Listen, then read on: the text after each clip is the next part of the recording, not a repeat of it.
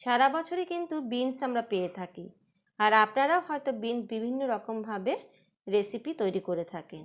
একবার এই বিনসের রেসিপিটা আপনারাও ট্রাই করে দেখবেন, খেতে কতটা স্বাদ লাগবে। একঘেয়ে লাগবে না বিনসের রেসিপি তৈরি করতে। আমি ছোট বিনসগুলোই নিয়েছি, সাথে 4 কোয়া রসুন, আর খুব ঝাল বলে আমি 4টে লঙ্কা নিয়েছি। দুজনের পরিমাণে মোটামুটি এই বিনসের রেসিপিটা তৈরি করেছি। আমার মিক্সির ছোট জারটা কিন্তু পুরোটা ভরে ওঠেনি। বিনসগুলোকে খুব ভালো করে ধুয়ে আমি জারটার মধ্যে দিয়ে দিলাম, এবং সাথে 4 কোয়া 5 কোয়াও দিতে পারেন, সেটা আপনার অনুযায়ী হবে। আমি 5 কোয়া রসুন দিয়েছি আর 4টা লঙ্কা এর মধ্যে দিয়ে খুব ভালো করে পেস্ট করে নিয়েছি। পেস্টটা খুবই ভালো করে করতে হবে, তাই প্রথমবার যখন পেস্ট করেছি দেখেছি দানা দানা আছে।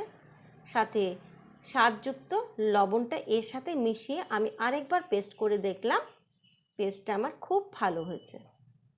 এরপর আমি কি করলাম, কড়াইয়ে তেল দিয়ে দিলাম মোটামুটি 3 থেকে 4 চামচের মতন, কারণ বেশি তেল হলে কিন্তু ভালো লাগবে না। সাথে কালো জিরে ফোড়ন দিয়ে পেস্টটাকে আমি কড়াইতে ছেড়ে দিলাম। সাথে মিক্সির জারে অল্প একটু জল দিয়ে ধুয়ে আমি কড়াইতে দিয়ে দিলাম, তাতে ভালো করে সেদ্ধ হবে। সাথে একটু হলুদও দিয়ে দিলাম।